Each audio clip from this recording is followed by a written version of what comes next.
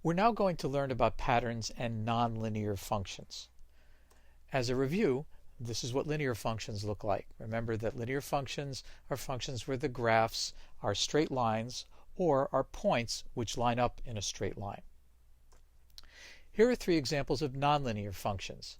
The first two graphs you see, the lines that define the functions, are curved, so they are not linear.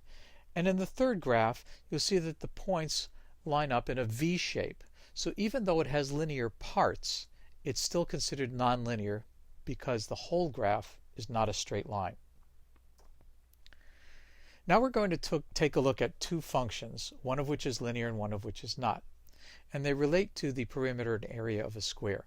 So here's our square. The side of the square is of length x.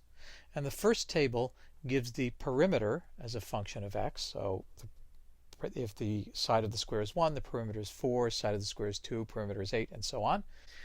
The second table gives us the area as a function of x.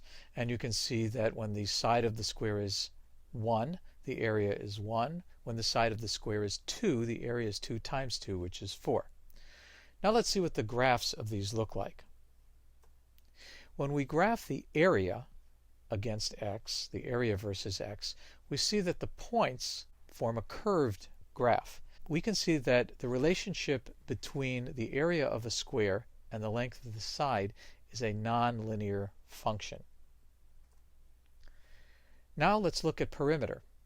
If we look at perimeter, the perimeter is linear because when we graph these points, you can see that they all line up in a straight line.